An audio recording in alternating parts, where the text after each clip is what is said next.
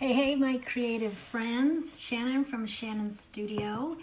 Here to talk about creativity, a creative life, all things creative that we can think about. So, I'm starting close to on time tonight because my son Wade he's on lunch in the States and he is going to be watching today. And I thought this topic would be interesting to him. He's very creative.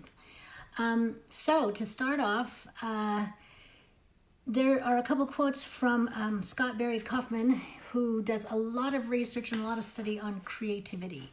And he put in a couple little quotes in one of his articles in the Harvard Business Review. And he says, Einstein described his realization of the general theory. This is not a good way to start off, is it? Okay, Einstein described his realization of the general theory of relativity as the happiest moment of his life. And Virginia Woolf once observed how the creative power brings the whole universe at once into order. So a lot of times with creativity and our experiences with creativity, we have this euphoric thing, this happiness that goes with it and is part of it. And I think creativity is predominantly those positive feelings and that positive energy. But studies have showed that it doesn't only include that. So, for instance, one of the things that Scott Barry Kaufman said was that they did studies, and if you were a little sad, it gave you low motivation. No surprise there. But when you were sad, it also gave your attention a broader scope of attention, so that you could look at the big picture. You could have a bigger mind, so to speak, of your attention. And there was a place for that because it can give you a better idea of when you're kind of low, you can start to search for new goals. You can be, your perspective is wider, so you can look around and take in different things. Whereas if you're pleasant or, really, really happy, then your intention is really narrowed. And so there's a place for that where you can be very detail oriented and complex things where you want to focus your attention like laser focus, then that's the time to do that. So what they're saying is that a lot of times people just associate, hi Trisha, just associate positive feelings with creativity, when in reality we are people of immense emotional capacity. We have mixed emotions. We're not always happy nor sad. And so what happens is that creativity and a creative life actually take in more than just being happy and much more. So in fact, there's two quotes I want to read because this is research and it's much better than I could say it. It says, a recent neuroscience study suggests that creative people have greater connections between two areas of the brain, typically at odds. And so, they're saying typically these parts of the brain don't work together, but in creative people, we make that connection.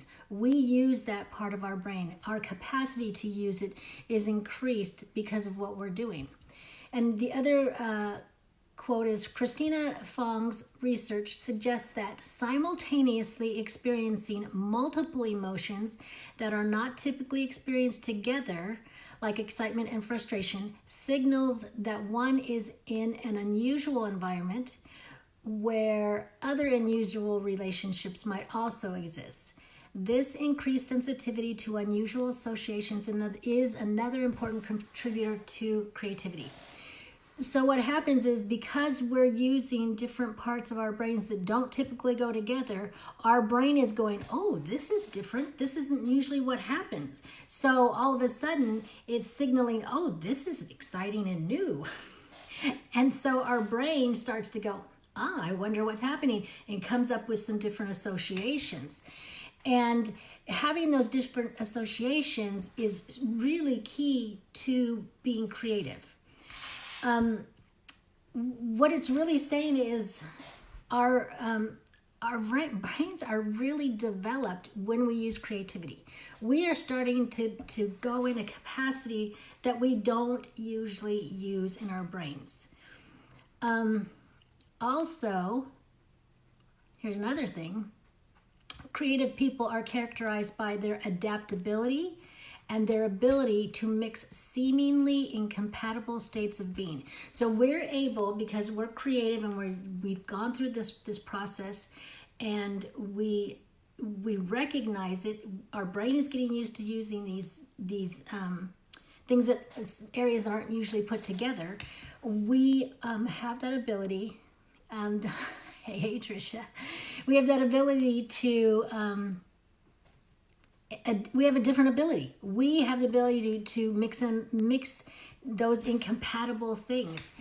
And to me, I think what happens is that we start to understand that when we go through the creative process, we understand those emotions. We're aware of them. We know what they feel like. I mean, you know what frustration feels like, but we know it in the context of the process. So we're not like, oh, I'm freaked out, I'm frustrated. We just know this is part of the process of creativity. And I'm frustrated now, but later on, I'm going to be euphoric, or I'm going to be happy, or whatever the opposite feeling of frustrated is.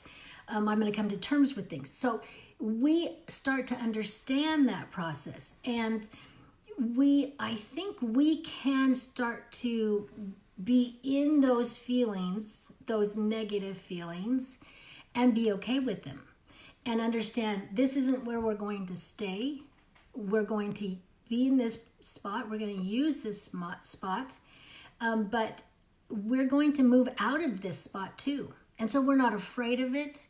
We don't become overwhelmed by it, and we can start to control those states, because we can move in and out of them, I think, better than other people. And let me see, I want to see.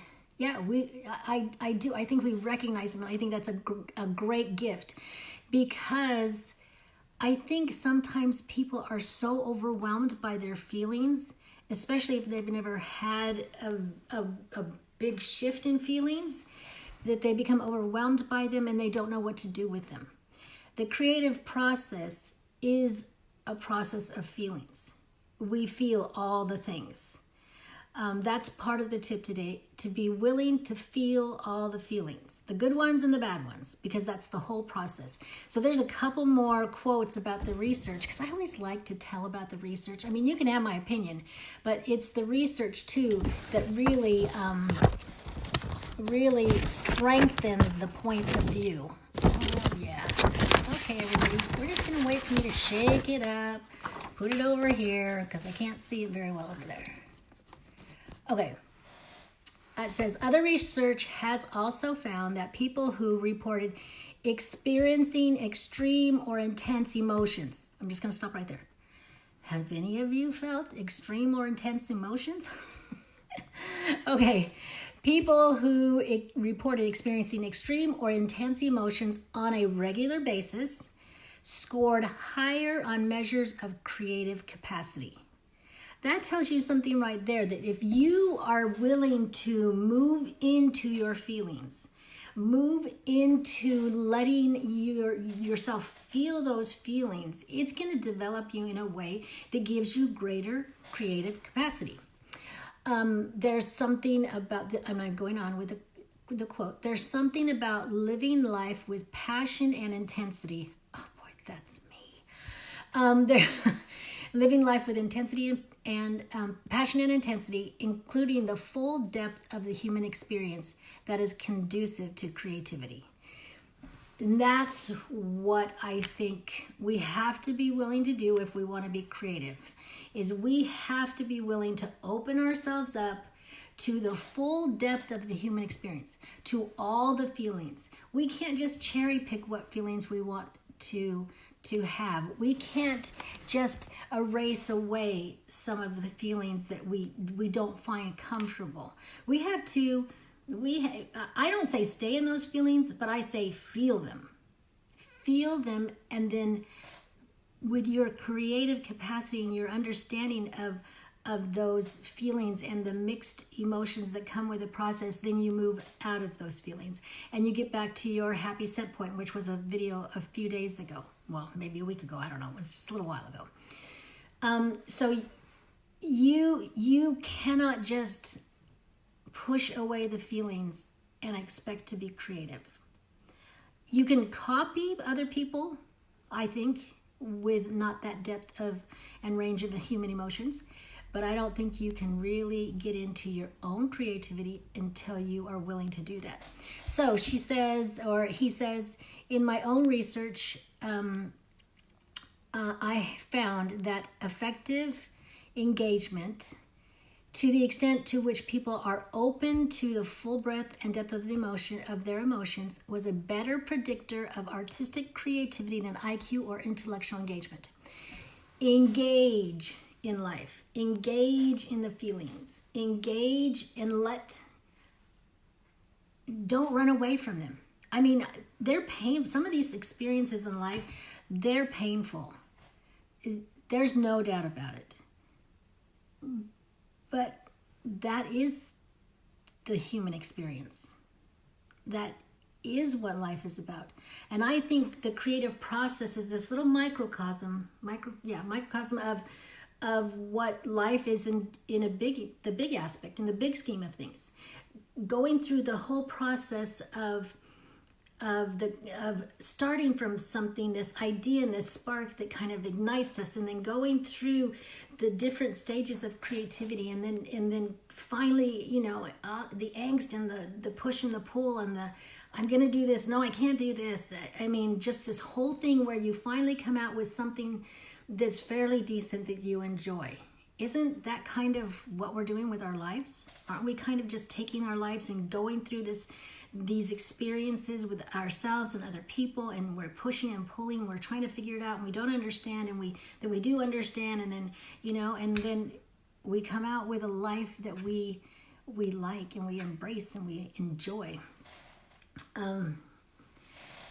So that's the tip. There's one other quote, and this one's from the guy that I think it's a Russian guy, I can't ever say his name. His first name is Mihaly. Anybody want to tell me how to pronounce that?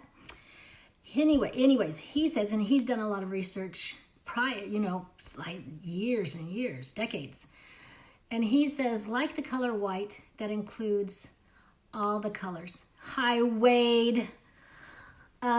He says, like the color white that includes all the colors, creative people tend to bring together the entire range of human possibilities within themselves. Is that not a beautiful analogy? That's what makes creative people and everybody's creative, but that is what makes creative people who act on their creativity, who actually go out and do something with their creativity. That's what sets us apart. We are alive. We are engaged. And I think if I had to sum up what a creative life is, it is being alive every single day. And whatever that alive is, whatever feelings that day is going to bring you, that part of life is part of you, and you've engaged it, and you are alive feeling it, and you do whatever you need to do with it. We're creative in our hands and making things, but we're creative in our life and making a life. And I think that this is a huge thing that I think is underestimated. Letting our feelings feel, and that creativity, and that part of creativity is letting us feel those feelings. I super love this topic. Love, because it really summarizes how I feel. And I think probably that, lately I've been saying, oh, I'm so excited, I'm so happy, I'm so, being in Sweden and all these things, it's just the stimuli that's like bam, bam, bam, and I'm just so excited. And part of me goes, I know that can't last. I know that at some point, I'll come down from it and I'll have a reality check and something will happen. But you know what? That's okay. I am going to love this and embrace it and have fun with it and feed my soul and feed myself so that when those other feelings come, I have reserves. I have something to draw upon, and that I can also then have the emotional stamina in order to deal with the feelings that come that are not as positive or as happy. So yes, I hope you like this one, Wade. And yes, Trisha, I always love seeing you. And that is the tip. Be willing to feel the feels, all of them. And remember, you have a creative heartbeat, so listen for it. And I will be back tomorrow.